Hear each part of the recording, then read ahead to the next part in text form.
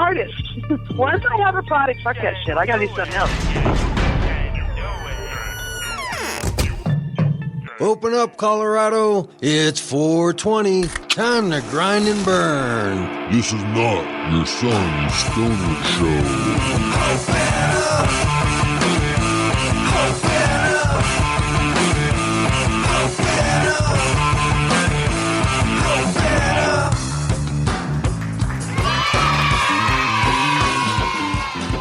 Welcome to the Grind and Burn, a podcast from the Cannabis Community Project, broadcasting live from the Dank Studios at 3835 Elm Street in Denver, Colorado. We are the first media show to bring businesses to cannabis. Have you become a member of the Cannabis Community Project? Check out memberships, benefits, and all the good stuff that comes with joining a community. On the CCP store, look for it. On the Cannabis Community Project website, under memberships. Not all people applying for membership have to be a stoner. Not all stoners have to be a member. Not all members have to live into the podcast. Not all podcasts have to be a greater mind. You are never sober.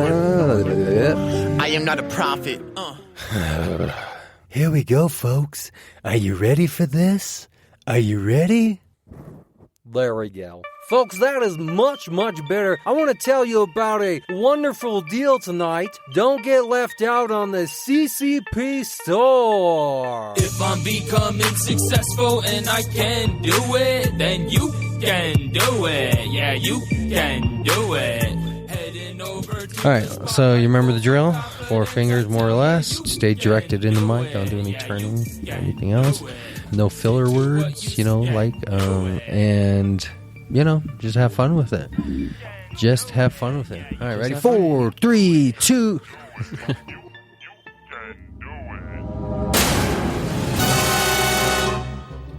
Hey, my name's Mike. Here's my story of the reason why I rebel. About a year ago, I was on Craigslist looking for a job, and I saw this concrete pouring job. It was $10 an hour, basic job, 35 hours a week. Called the company, got an interview, everything went well. Got a response, went down and met the owner of the company. Came back, filled out more papers, and everything looked good.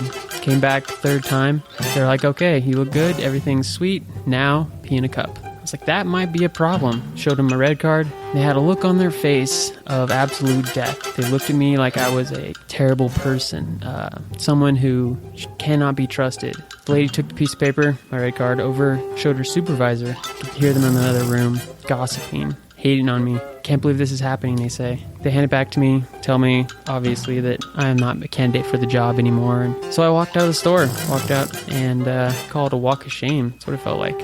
And that's my story. That's my reason to rebel. That's why I joined the cannabis community. Cognitive dissonance, ignorance, isn't it a little bit ironic how the universe is flat? But we feel like a mile tall atomic Adonis. No higher minds, I fly you the comments, I'm on it. Who is Donald Trump but all of us? Don't call it bluff, for arrogance is deadly to use. Like a person with nothing to lose, with deadly tools he can use. Fools, your so-called beautiful truths are predicated, low-balled, uneducated, over-medicated persistence of elevated ignorance. Stuck in a circle, yo, you're lower than the fervor of the color purple. I mean the polar purple, wait, I was right before. I feel a violent night in store, gentrified lips are explored. Yeah, everything tastes better pour. An entire show confined to the encore without the clapping crowd roar and soundboard. It's diction patriotic, I know what to call it. You are never sober, I am not a prophet. Diction patriotic, no constitution honest. Dope ain't what you wanted, well dope ain't what you call it. Walking on these streams of stripes, sick upon these dreams of stars. 30th to read them right, first to put these kids in bars. Hey, Cannapreneurs. Are you inspired by the stories you hear? Maybe it's time for you to tell your own story. Do it right here on this show. CannabisCommunityProject.com or email me personally. Brainstorm at CannabisCommunityProject.com. Shout out to No Coke. Confidence is key. Confidence is key. Confidence is key, turn it up. Confidence is key, show 'em what's up. Confidence is key, can never get enough. Confidence is key, confidence is key. Confidence is key, turn it up. Confidence is key, show 'em what's up. Confidence is key, can never get enough. Confidence is key, confidence is key. Back in high school, I had no confidence. I was just a kid stacking my accomplishments. I was just a kid passionate about my promises. Now they're asking me how I get so confident. I got the keys and the me's wanna please. Doing me, I'm just doing me. No coach, blacksmith dancing on the TV. Don't be mad cause your ex wanna beat me.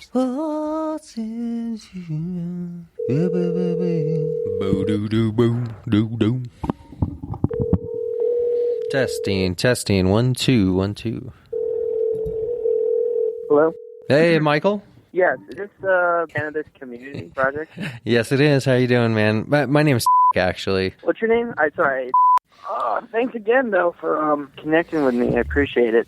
It's more, I'm in a phase where I'm kind of testing myself, trying to find new ground in terms of finding, like, another job, but also reaching my goals and all that. So I'm in, like, a testing phase, if that makes any sense to you. But let me just give you some background information about myself so you could understand a little bit better. I'm just a recent college graduate. I was a 10th teaching professional when I graduated. My degree is in business administration, but I majored in finance. Straight out of college, I was going to just take the first job that I had so that I can just start saving up for retirement and the savings account as well, because I came out of college with no debt. So it was rather interesting. So yeah, I taught tennis, and I loved it in the summer. And then I signed another contract for a year, and it just wasn't the same because, students are available at the end of the day, and you have to work on, like, the weekends, like, all day. And so I just wanted to switch it to, like, a recreational thing, so that I can just do it at my own whim. Because I'm certified and I can kind of teach anywhere. But I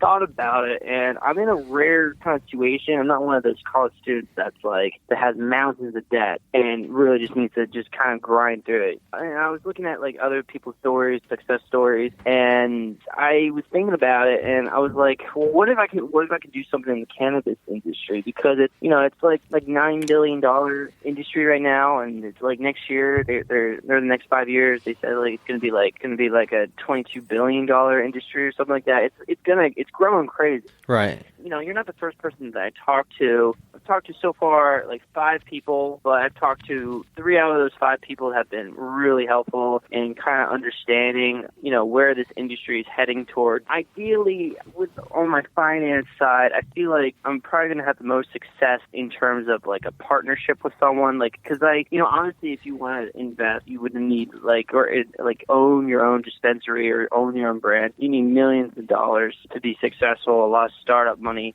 I'm not in a position to do that. I was wondering if you knew anything about partnership. Well, yeah, but in what specific sense?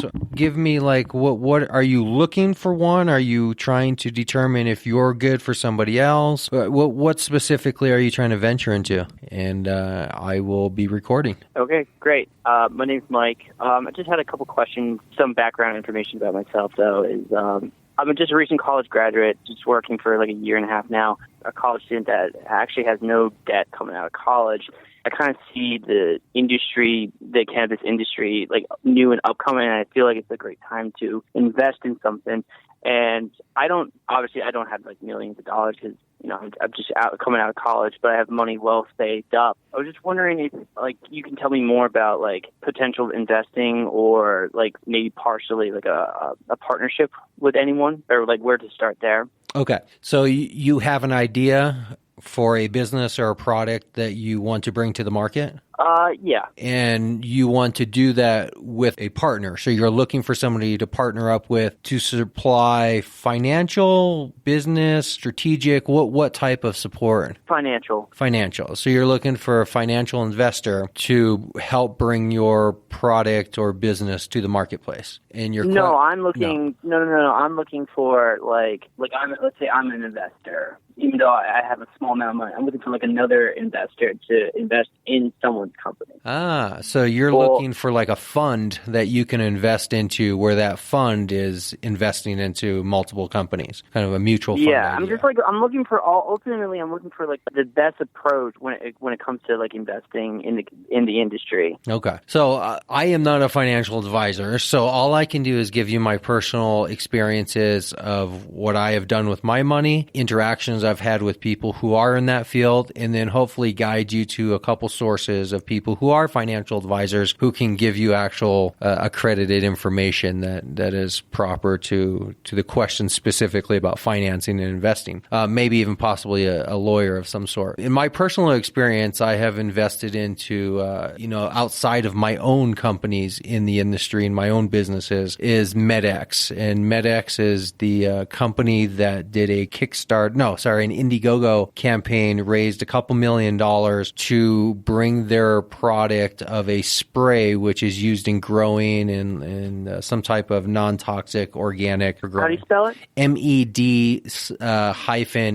MedX. They did a successful crowdfunding, and they're one of the first companies to do a crowdfunding platform where they were authorized by the SEC to sell shares of stock, which is different than just raising money for a donation like Kickstarter. They're actually exchanging money for shares of company. So I bought 700 shares, the minimum buy-in, and I did that with my money, and they got approval as a quote-unquote cannabis company, even though they're not directly selling or cultivating cannabis. They're a product that's involved in the cannabis industry. So that's one form of investing that you could do, is find companies like that who are on the fringe of getting SEC certification to actually sell shares of stock, and they're a cannabis-based type company. I don't know if that's going to happen from a dispensary standpoint yet, like you'll be able to buy ownership into dispensaries from just a stock standpoint, but there's a handful of companies out there similar to MedX where they're selling products in the cannabis industry and they're doing it through shares of their company.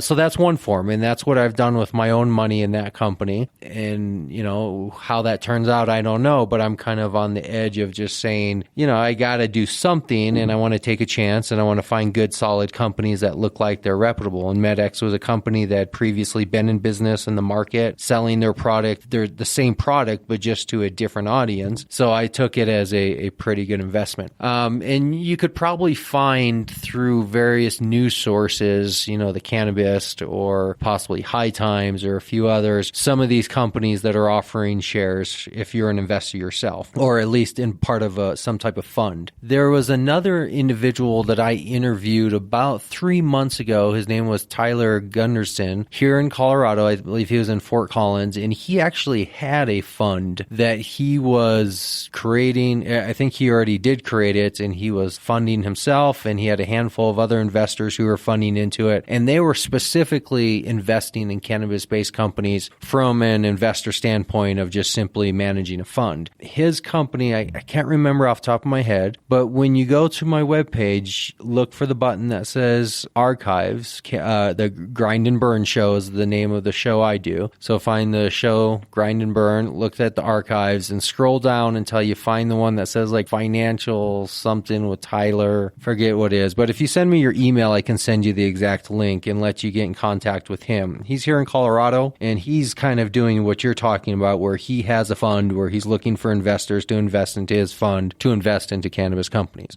So that's another option. Outside of creating your own product and company to bring to the market, which is another form of, investing into the cannabis industry, is to have your own product or idea. I don't know if you have anything on the line, but that's definitely another way to go about it. There's probably not a lot of outlets right now, but what I can do is give you a couple links through email of people who would be more in line with that industry and either financing or lawyers who deal with that type of stuff, who might be able to direct you to some more specific areas of what to do if you're an investor yourself.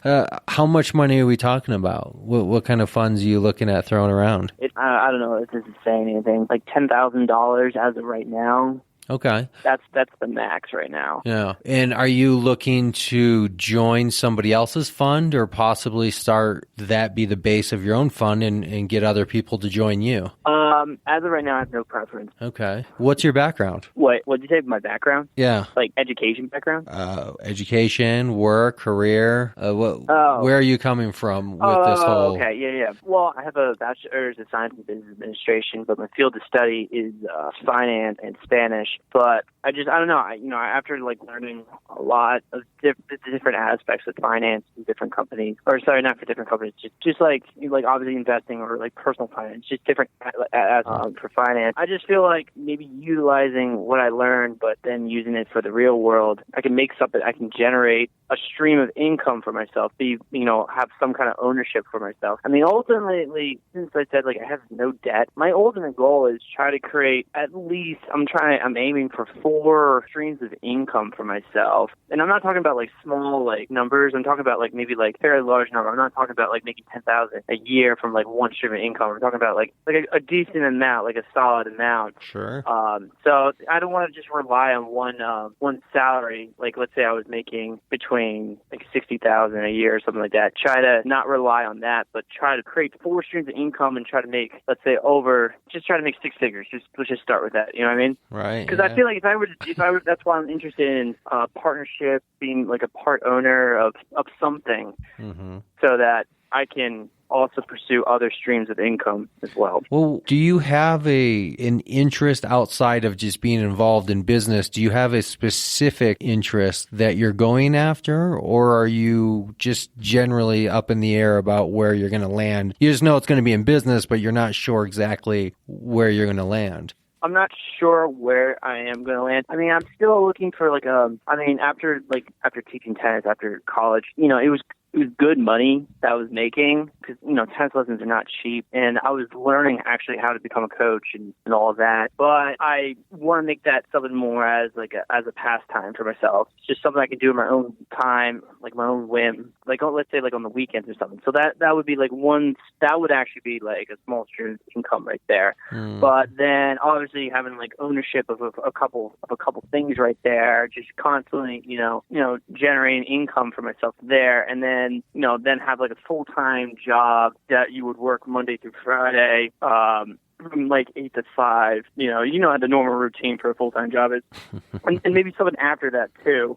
I want to be able to just grind in my 20s and just, I just don't want one paycheck. Yeah. Well, I personally have been out of the normal life 9 to 5 Monday through Friday for quite some time. I do remember what it was like, but it's been a while since I've lived that life. I wish I could go back to just 40 hours a week, but the way I do it now is probably closer to 60 plus, maybe even 70 hours a week. And it is trying to pursue those multiple incomes and multiple streams of businesses and ideas. And yeah, I've read stories, just research of like success stories where they can retire at the age of 40 if they wanted to.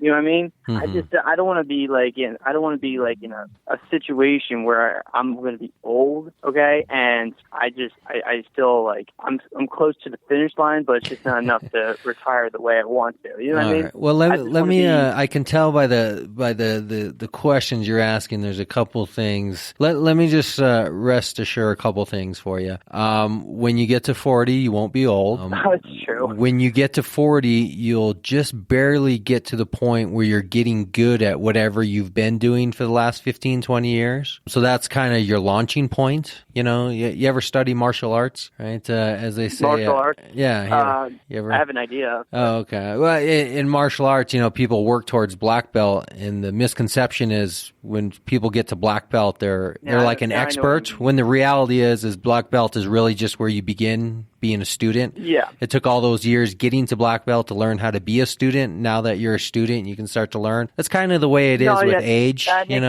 the same thing with like what I do with tennis. I still play, and I'm still like working on my game and all that. Yeah. So I mean, you should be looking forward to 40 because 40 means you will just be getting to black belt where you will be ready to finally start to master something. You'll have gotten 15, 20 years of all those other colored belts through you. So actually just listening to you, my recommendation might be a little different than what you might have been expecting. I'm going to recommend that you don't actually try to find ways to invest that $10,000. I'm going to recommend you find a job and maybe a few jobs, because what you really need to narrow down in life is what it is you want to do. And once you kind of figure out what you want to do, you'll have a pretty good idea where to spend that money. not really knowing what you want to do in life is a good way to burn through that $10,000 real quick by making bad investments and by not really doing a job, you know? So maybe put that money in the bank, go work 5 some years working through a couple jobs, find out what you don't want to do, find out what you do like, find out where you could potentially see yourself at 40 becoming something to start to master. And once you figure that out, I think you'll know exactly what to do with your money and where to invest it because it'll be right in front of you. But it doesn't sound like you're at that point now. And if you said you had $10,000 or $10 million, I might still give you the same recommendation because you could burn through money just as fast regardless of how much it is if you don't really have a solid direction of knowing exactly what it is that you want to do and where you want to end up. And $10,000, as I'm sure you're aware of, is just not a lot of money. And if you're going to invest and all you have is $10,000, you want to be really smart with it, which means you want to be dead set on the idea you're going after. And I'm not hearing from you a specific idea or a business or product or something that you said you were born to do and you've been pursuing this for the last 3+ years. So I don't know, maybe you might be better off not trying to be the investor right now in your 20s and be the worker. You know, go put in some work at some various jobs, figure out who you are, what kind of work you don't want to be doing when you're 40, and what kind of work you want to be beginning to master when you're 40. And that might be the best path for you from just this brief conversation I've had with you. What do you think about that? Okay. You cut out 20 minutes ago. Keep working at it. Look, man, there's a lot of people, including myself, who want to do things differently and better things and bigger things and things that is just not what you're currently doing. But patience is not just about waiting. Patience is about working in those very small incremental paths, which sometimes means if your degree was in finance, go work for a finance company for 2 or 3 years and figure out if that's where you want to be. After a couple years, if you love it, then start thinking about that type of career. If you hate it, then you've given yourself a chance to start over. And the good thing is you're young, you're in your 20s. You have many, many years and decades to keep trying and starting over and figuring out what you want to do. But that $10,000, I mean, geez, that could be burned up in a week making the wrong move. There's little things you can do. Like I said, you could find those companies who are offering stocks in their startups and invest in them and just be a passive investor. You could be more active and actually get your feet under the fire about a product or idea that you really want to take a hold of.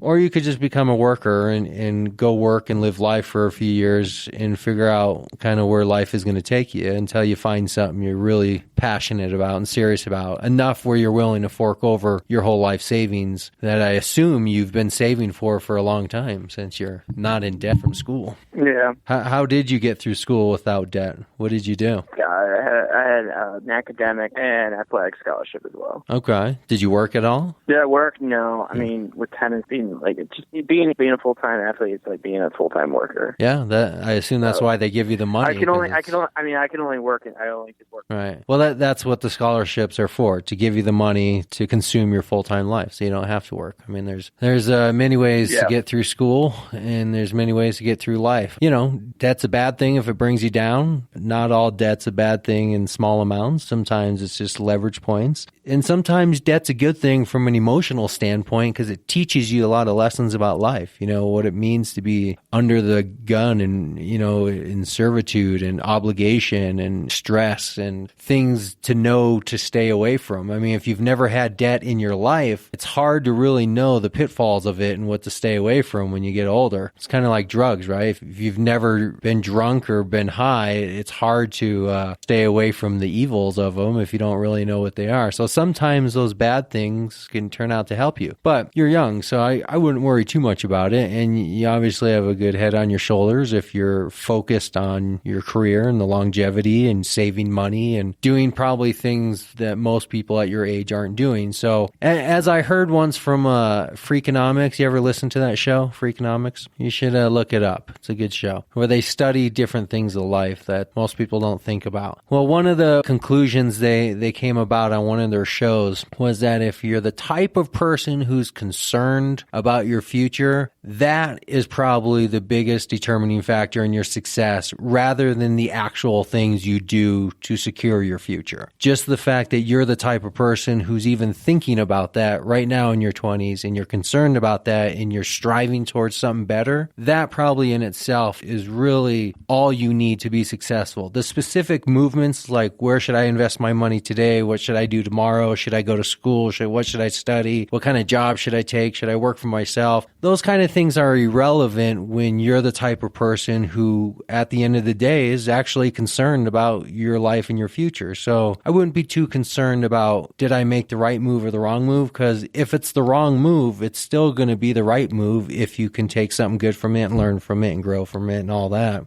You sound like you're on the right track, but personally, I wouldn't try to spend up that $10,000 too quickly. No, I'm not going to blow it off. That's why I'm doing my research right now. My recommendation is your research should be going and looking for jobs of places to work, companies to work for, and positions to fill so you can get a good number of years under your belt of knowing an industry, any industry. Pick an industry. If you're interested in Spanish, go do something Spanish. What's the minor in Spanish and the major in finance all about? What's going on there? Well, no, I just felt like it would be, I took Spanish in high school. And yeah. Do you speak Spanish? I studied abroad once, but it was let's just say I used to, but I haven't spoken in a while. But I can read it pretty well though. Yeah. If I pick it up, I can pick it up easily. That's what I'm trying to say. Well, but no, I'm not a fluent speaker whatsoever. Well, probably sound like you're going to be successful no matter what you do. So pick Spanish, pick finance, pick cannabis, pick anything. Just, I wouldn't stress too much about specific actions. If this or that, what should I do? This or that kind of A/B type stuff. I would just keep focusing on bigger picture stuff, like keep learning, especially since you're younger, keep learning. And the best way to learn is to go out there and get jobs and get involved in businesses and industries and be on the inside of it, at least for a while. Not your whole life, but at least to get going. It's like working fast food, something all teenagers should do just so they know what a shitty job's like. It's not something you want to do forever, but it's definitely something you should know how to do. And right now, how many jobs do you have under your belt? Probably not enough.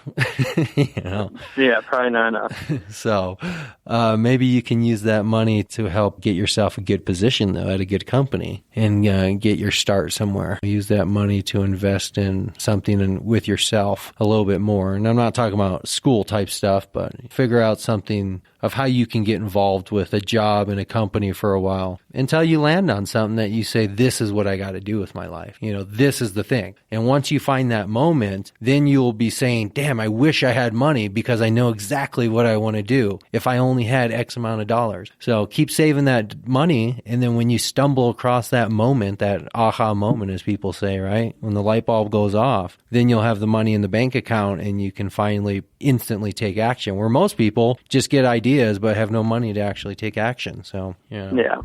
But keep me in touch with what you're doing because, if you're going to be successful and all, I'll want to stay connected with you so you can bring that money around here and come advertise on our show.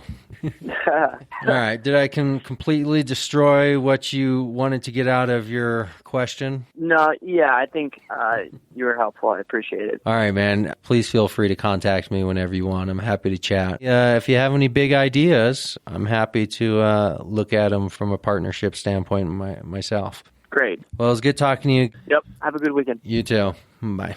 Bye. Hey, darling. Don't bother me, I'm working. Don't bother me, don't bother me. Don't bother me, I'm working. Don't bother me, don't bother me. Don't bother me, I'm working. On smoke, Don't bother me.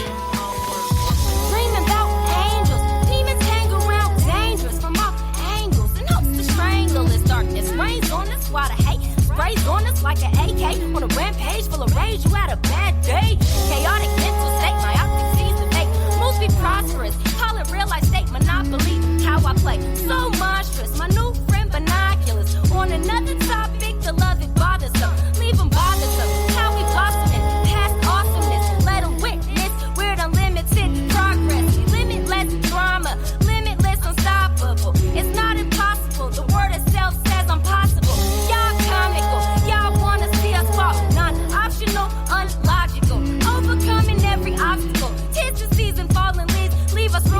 You in the past like who I used to know. Gotta go.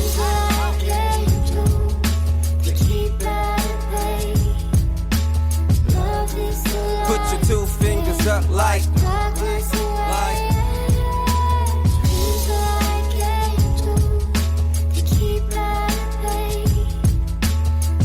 Put your 2 fingers up like. Negativity is climbing dramatically. Such and such seems like they're after me. That's a conspiracy. Don't laugh at me, just laugh at me. Ha ha ha ha ha ha.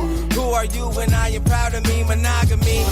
Open the blinds or open your minds. Let the light shine. Peace and love to the ones who don't show love. Hope your heart grows some. I'ma roll some. Burning like these memories. You might have switched up. Not enough to call you an enemy. I don't really call you anything. Global warming, talk about a waste of energy. I only have one enemy. He used to be a friend of mine. That enemy is me. Me. All my mirrors broken from disappointment. Watch my feet when you walk through the door. Shattered glass on the floor, and it's quick to draw blood, blood, on the blood, on the floor, on the blood.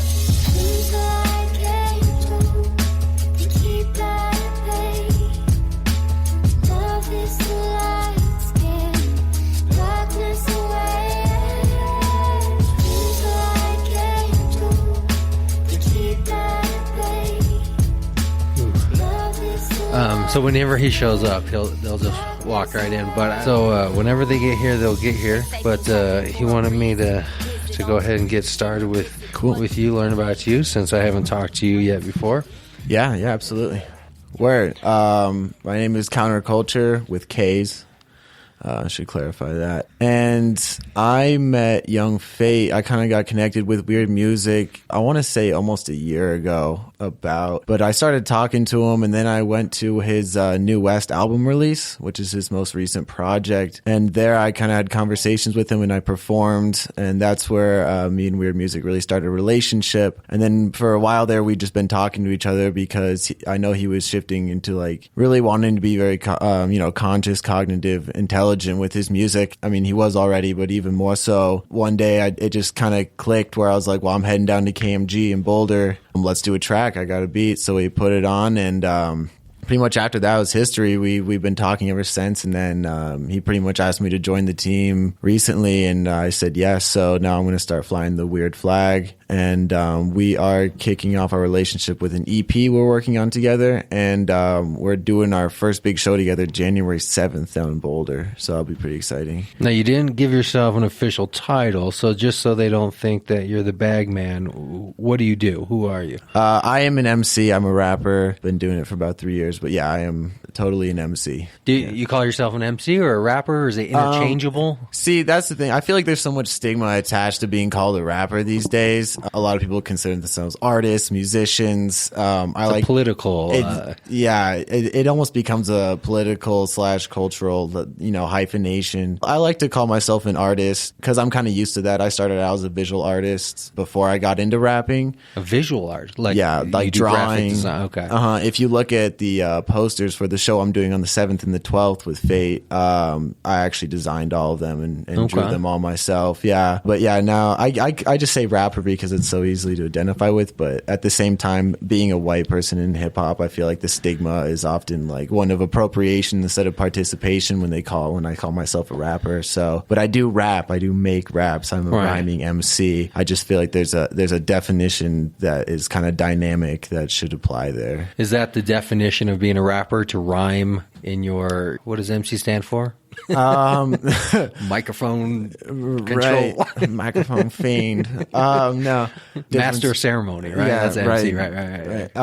Sorry, that just popped in my as head. one of the pillars of hip hop, MC kind of developed as, the person with the microphone, because an MC is someone, like in a lot of other contexts, it's someone that leads the show. It's someone, like if you're in a conference, it's someone that, hosts the night and stuff like that. But in terms of like the hip hop spectrum, I believe it's rhyming words together together in order to tell a story or whatever your sort of medium is through that, because there's so many subcultures that exist inside of hip hop. But I feel like there's a difference between, kind of, if you're just not necessarily rhyming and you're more just being creative with your words, I feel like that's poetry, and then that sort of crescendos into rapping, which I feel like is more literally based around rhyming. But I hate to give it that definition, because but it has to be a step further, right? Because even what's that slam poetry? Well, I was gonna say the line dancing, square dancing is a rhyming form of music, exactly. But you would not mistake that with rap. Oh, so we have to take it a step further beyond rhyming. Right. There has to be something in either the musical style or the rhythm or the delivery of it that defines it as being a rapper versus just a square dancing auctioneer at a country line dance, because they're also rhyming their words. But you could definitely put a track behind those guys. I think I have seen that on Facebook. I think there recently someone did that. So can I ask how old you are? I'm 21. Okay, so you're 21. You've been doing this for 3 years, so just out of high school, which means when you were in high school, you were not a rapper, right? Not really. It really took till after graduation for me to start playing shows, putting out music. I'm actually in college. I graduate college in the summer of this year. Yeah. So I've been pretty busy, working fast through that school. I'm just trying to get that through. Get your rap degree. Yeah, I'm just using them for the knowledge, honestly. What's the degree? My degree is actually in ethnic studies with a minor in history, and that may not seem like it plays into hip hop at all, but you'd be surprised. Probably gives you a good base of context for storytelling and pool to draw from. Absolutely. From inspiration of either lyrics or just song composition in general. So I can definitely see how that would work from a artist standpoint. Trying to come up with stories and music and rhyme and words. Right. What rhymes with ethnic. Bestest. No, I could probably write a huge list. I have a dictionary called the Rhyming Dictionary. Oh, yeah? Where I got I need one of those. Yeah, I'm not sure where I got it. I think I got it from like a thrift store or something. It's just a little pocket dictionary. It's called the Rhyming Dictionary. You look up words and it gives you a whole bunch of words that rhyme with it.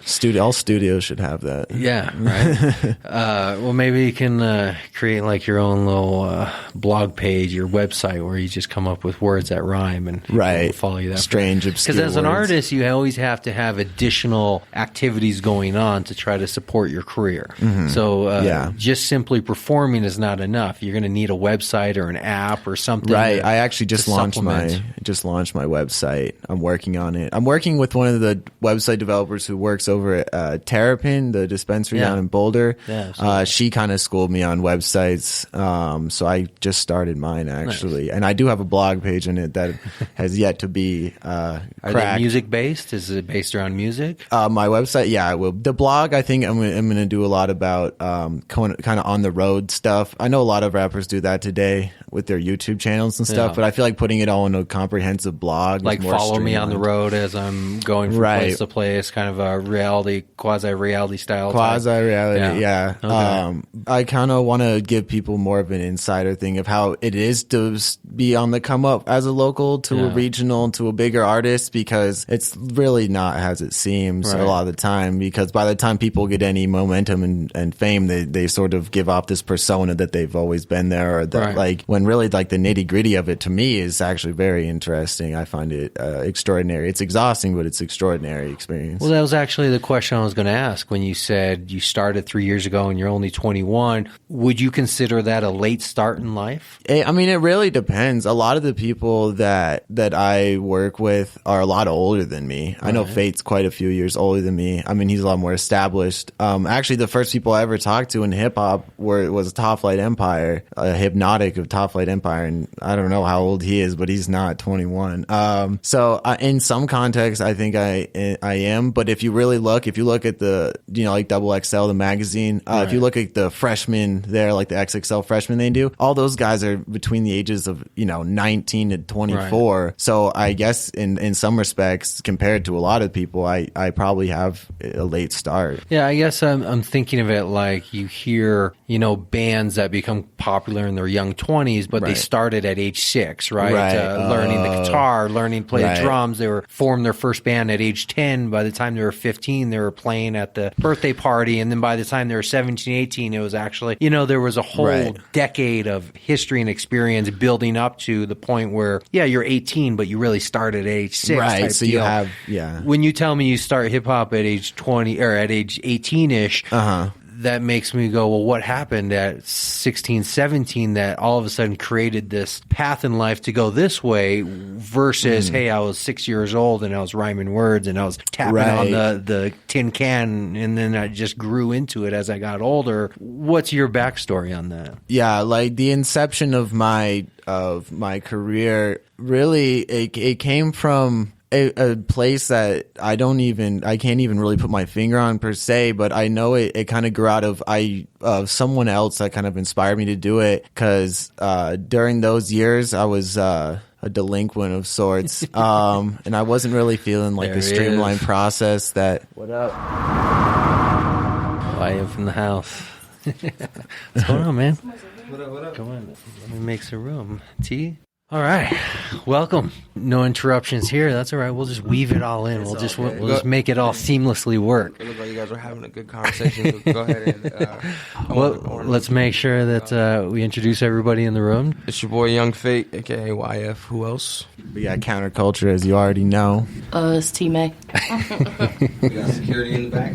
We got security. Just in case Fate gets a little rowdy. Walking with your own security nowadays, huh? You never know. What do you got going on tonight?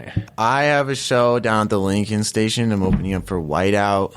Okay. And I actually have a show Saturday, too, in Greeley at the Pit. No, I'm opening up for Zeus Rebel Waters, and David Frederick, who's nice. And then we're going to be going to the Colorado Springs tonight to the Cannabis Club to perform. Which one? The Smoke Lounge, Speakeasy with Jamin down there. Nice.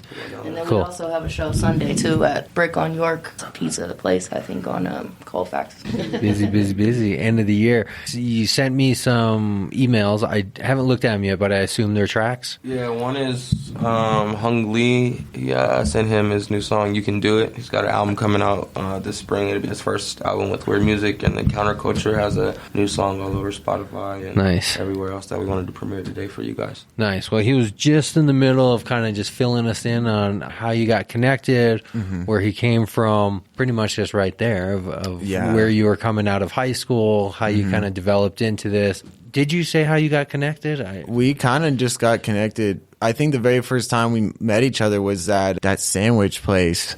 Bewitched, in Lakewood. And I was trying to remember that. And he was doing the New West album release, and he needed acts, and he posted something, and then I hit him up and asked if I could perform there. And I killed it. And then apparently I killed it. Now, what is your role still? Are you there bringing in new artists? Is that your main role? Are you performing as your main role? I mean, I'm never really looking for artists. I kind of just let the universe bring the artists to me. This year was really about rebuilding Weird Musik. You've been with us, you've been around us for a while, so, I was really during the building stage. So, I found a couple artists who kind of really fit well. And so that was my main goal, was to make sure the family was straight and rebuild. So I'm a guy with many hats. Where is Weird Musik at for 2017? Where do you sit? You have a handful of albums, performances. What's the lineup for 2017? 2017, me and Kounter Kulture is going to kick off a miniature tour in Colorado. Okay. We also are working on an EP together. Hung Lee's releasing an album in the spring. T's deciding between her mixtape and album. We've got a really killer freestyle Jedi Knight, so we're going to be involved in a lot more freestyles and maybe battles. We've got a singer right now. She's working on vocals. I really want to get back into the Tupac and back in the days where you had people vocalizing in the background, like, what would you do if you could get with me and my crew, stuff like that. And so I mean, our whole label is just busy, and we're already booked almost into, if not February, traveling. There's a lot of people that are giving us a lot of opportunities already, so it's already looking really busy. Nice. And I'm really happy about it. And then my birthday bash is coming up, so that's about to be really fun too as well. It's going to be at KMG January 7th. It'll be at the KMG studio, and me and Kounter Kulture will be headlining along with Weird Musik. Your own birthday party, headlining your own birthday bash. Party. And T, you've been busy. I've been seeing awards popping up for you. You've been winning stuff left and right. Give me the biggest thing 2016 that you're the most proud of. Probably just our new artist. New artist? Okay. Yeah, I mean, I appreciate the awards and everything, but I'm just really trying to see what they can do and stuff, you know. Nice. Are you also producing a little bit in the role? Just I have a performing? say in everything. You know, as far as that, I'm just, you know, performing too. I'm working on my upcoming mixtape called Socially Awkward. And then my album is going to be called Emotionally Naked. And that's going to be a little bit more planned out, though. Are these personal albums? Emotionally Naked is probably going to be a little bit personal, but... Socially Awkward.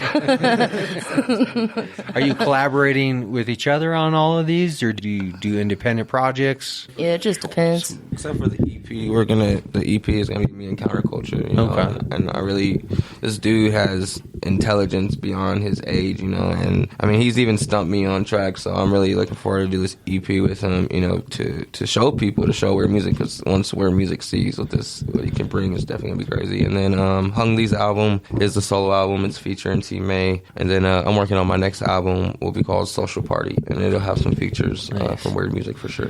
I'm still waiting. And we have a meeting on Wednesday to sit down with a producer to possibly discuss the Weird tape. So you guys gotta just stay in touch. We'll see where that goes. The what? The Weird tape. The Weird tape. We haven't named it yet. We're gonna come together and name it. But for now, it's the Weird tape. Okay. Yeah, and the EP that me and Fade are doing will be called Crooked, and that's kind of the theme of the little mini tour we're doing. We're gonna call it the Crooked Tour. I call it the Crooked Affair.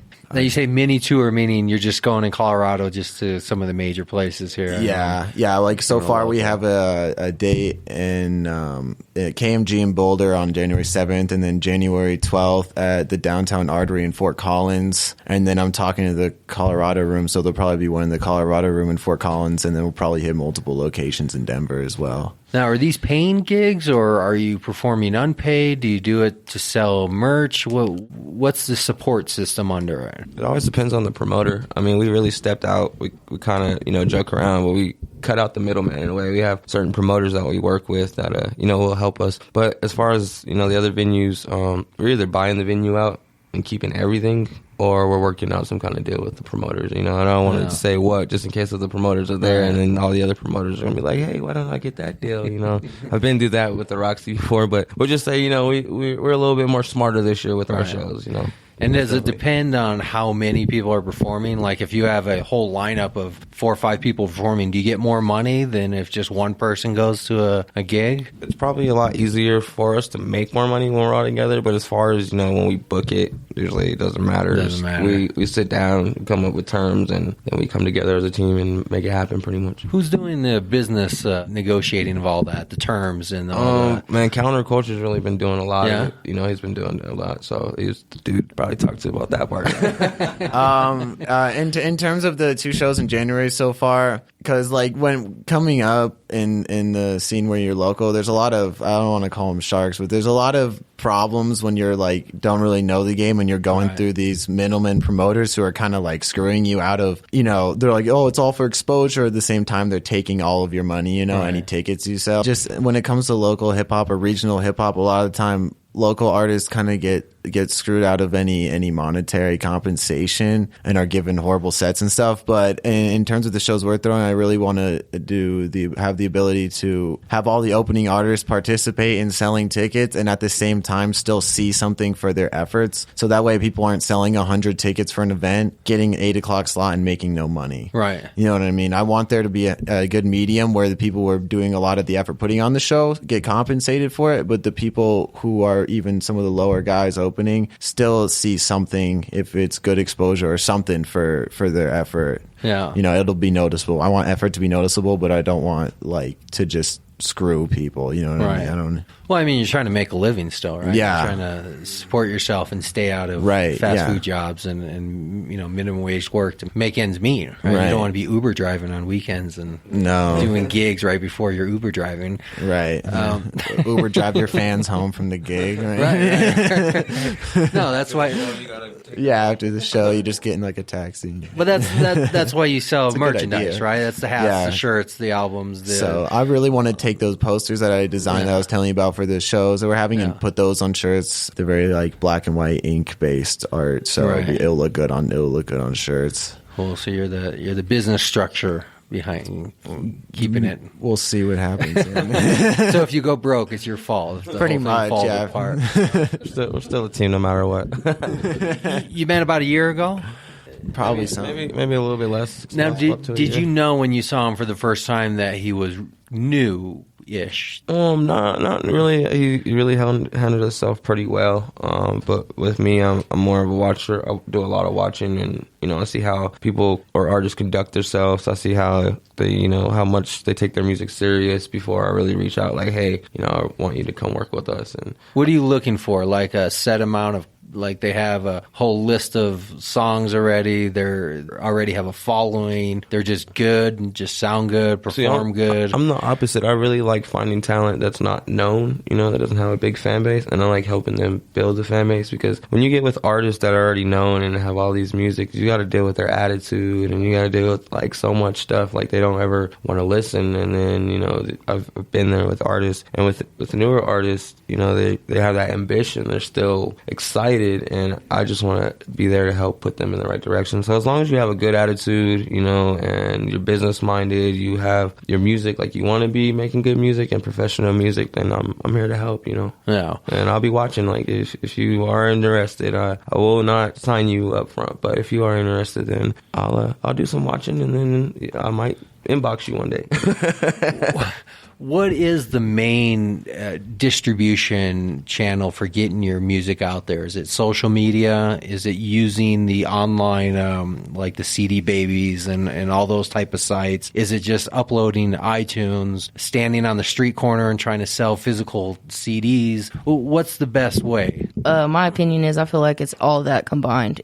You got to be an entrepreneur in all avenues. You got to cover the merch, the CDs. You got to upload it online, on all social media. It's just a mixture of everything, in my opinion. So how many hours a day or a week are you spending just trying to maintain promotional type stuff to get people to listen to your music? All the time. Whenever we can. You do a good job. Yeah, it never stops. You're constantly, I see you a lot, you're constantly putting out there, and I like the permission-based marketing, asking people. Yeah, because I don't like just spamming music on people's wall. And it works, it seems like you get a good number of people that let you post your tracks on their walls, and it's a good way to spread the word out there and get people to voluntarily say, do it. So it seems to be working. Well, thank you.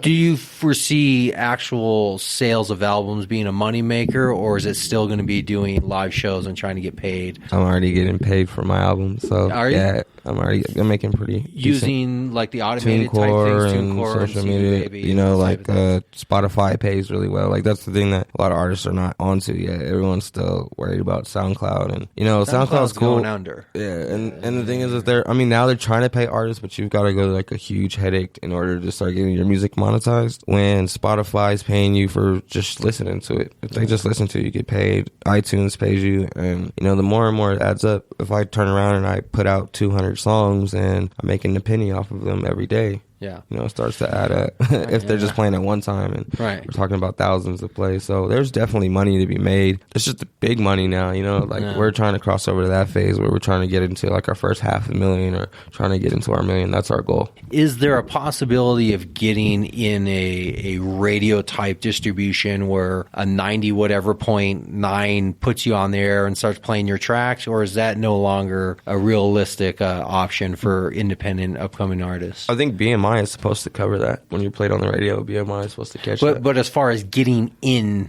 to a station where they will find you, play you, I mean, how does that work? You mean like an FM station? Yeah, like a terrestrial radio. How, is it even a possibility for independent artists? What it is a lot of people say it's money. Like it's supposed to be illegal, but a lot of people are still paying for radio play. Payola. It really just depends on the state. Like I know California is really big on independent artists. California will play an independent artist. They played Nipsey Hussle before Nipsey Hussle was big. They played The Game before The Game was big. Like that's how 50 Cent found The Game, was because but a lot of those people either paid for the radio or Good point. Actually, you bring up about being discovered, right? The quote unquote being discovered, having somebody bigger find you and help pull you up. Is that a strategy, or is that just like if it happens, it happens, but it's not really something I'm going to try to go out for? I think it's more like if it happens, it happens. I can't exactly speak on everybody else's goals, but for me, if it happens, it happens. Like at the end of the day, currently right now, my bills is paid. I eat pretty good. I do what I want. For right now, I'm comfortable. And if someone pizza,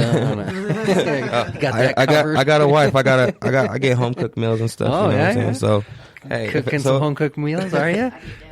So for me, if it happens, it happens. I don't know. I would let the other ones speak, see what they think.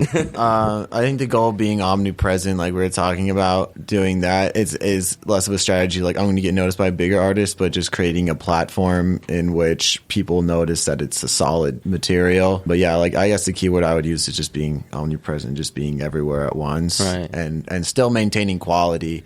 Because I feel like if you look at some people in the industry, they're just putting out song after song after song after song, and I feel like that could lack quality. Because I mean, eventually you're like, they're here all the time and I see them, but really each song is kind of just boilerplate repetition, you know. So I feel like there's a healthy medium between being everywhere at once and also, you know, letting people know and then consistently updating yourself as an established artist by releasing thought out tapes or like cool little shows or like some sort of idea that has like some kind of like organic gimmick to it or something like that. Do you try to keep it theme based? Like if you're going to do an album, all the songs are kind of theme based, or is it just each song is its own individual independent project? I think that themes should sit within like a larger scheme of things.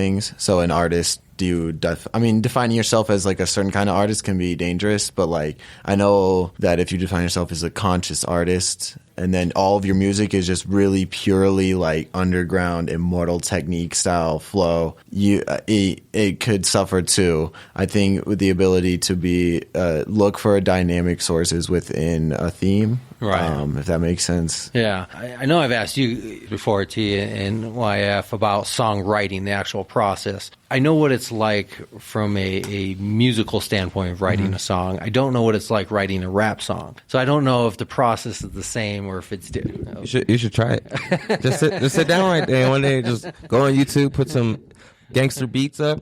Well, just sit there and just write. We started our conversation with trying to define what does it mean to actually be a rapper versus just a rhyming singer, right? Is there a distinct something that says, oh, okay, this is clearly rap versus just rhyming songs? I think it's the artist, like Slick Rick would say, it's the art of storytelling. You know, you have an artist that'll come up there and be like, booty, booty, booty, titty, titty, titty, booty, booty, booty, titty, titty, titty, booty. You know what I'm saying? Get that on the air. And a lot of people might jig to it, and that to me is a rapper. But if you get someone that's, you know, telling their life story or telling like any kind of story, like those are more, you know, artists, MCs, teachers, and other stuff. And you don't have to be necessarily conscious and just be like, hey, you're just sharing your story. If I made a song about, you know, going to the grocery store and what I bought, that's a lot more real than what a lot of the artists are putting on. Right. Even if the subject matter isn't deep and intense, it's still just a real, it's a very raw form of expression, I could say. It can be researched and raw at the same time. Average time of a song, what would you suspect? I mean, do they come to you in minutes? Does it take months to piece out word by word? To actually write the song? Like front to finish, like something, not the concept, like maybe you get something in your head, but where it's actually like where I think it's kind of a done, ready to be performed type project. For my most recent one, it was a pretty long song. The actual lyrics, I was probably coming up with those for like a month. Oh, okay. For that most recent song, I put a lot of. And how do you do that? With a notebook and a pencil in the dark corner? If I showed you my notebooks, man, like every margin has at least 10 drawings of something strange and like 5 lyrics on it. Like always, I'm not texting and driving. I'm writing music on my arm with a pen while driving. You know what I mean? Like that's kind of shit that I do.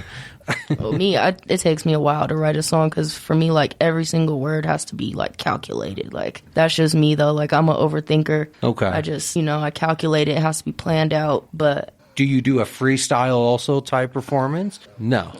When I'm in the car by myself, I do because I'm still developing. I'm still gaining my freestyle But you don't confidence. do it as a performance? Not yet. Okay. Is that considered to be like the top echelon of performance to be able to just freestyle? Well, maybe, probably. Yeah. It's probably up there. I don't want to offend anybody, but a lot of just people that like, here, let me just put something together. I'm like, yeah, it rhymes, but I don't know if you'd call that a song. I mean, it's just a bunch of rhyming words and kind of a sporadic.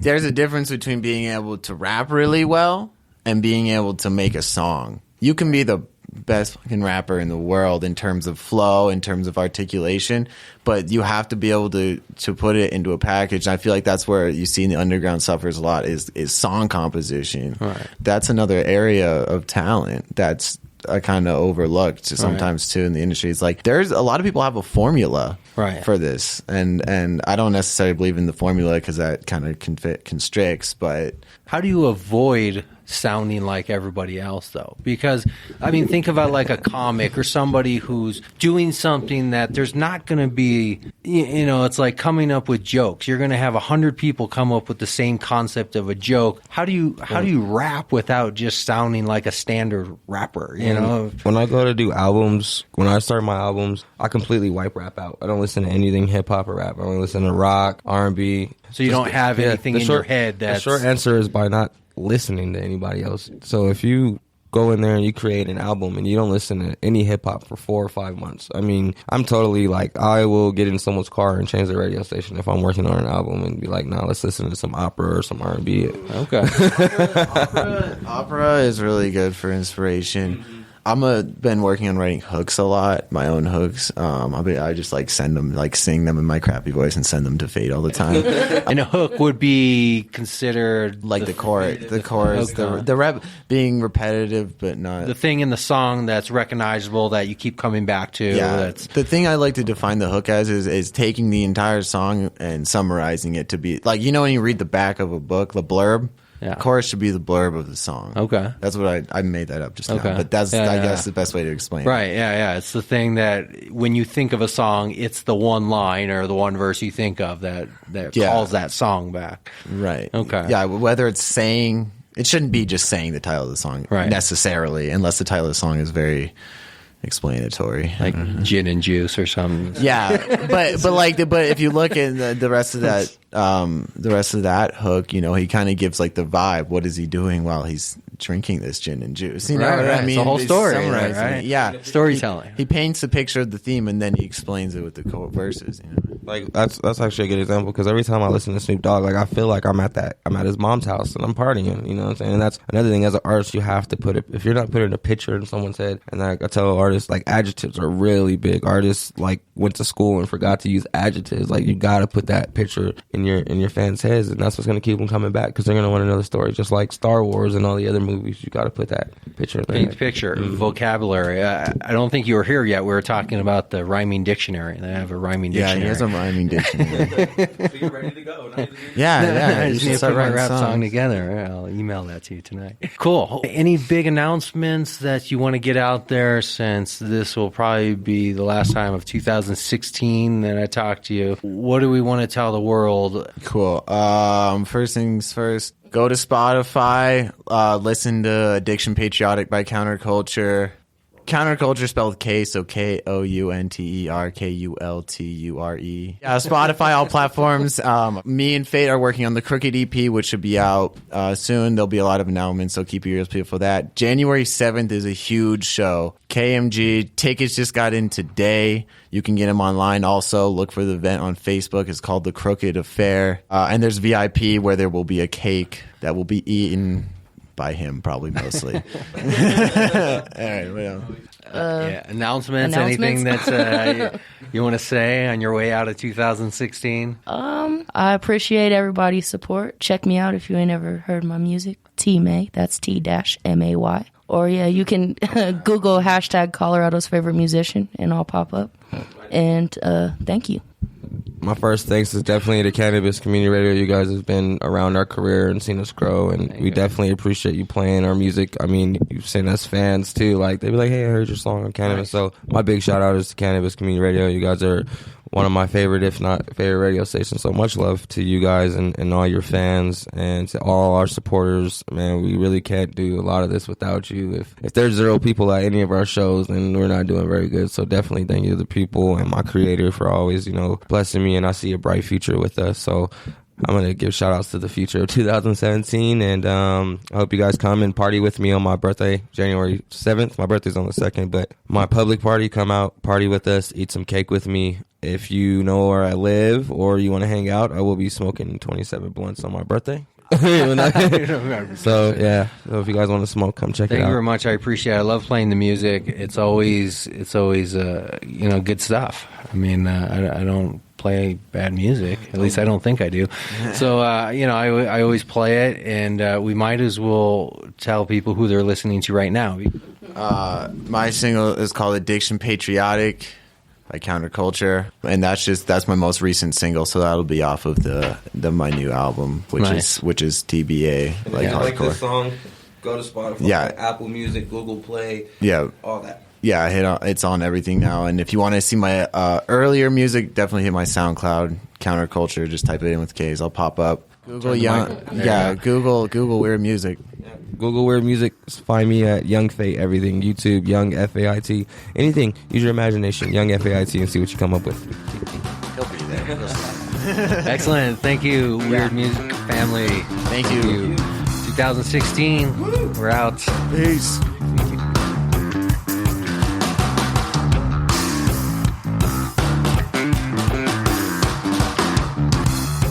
There you have it, Canterpreneurs. That's all I have for you this week. But make sure to stay in touch with us. Stay with us on social media, Facebook, LinkedIn, Google+, Twitter, all the networks out there, even Mass Roots and YouTube. Make sure to follow us every week right here. Leave your comments. Give us your feedback. Be on the show. We want to see you every week. This is your community, so make sure to come back. We'll see you next week.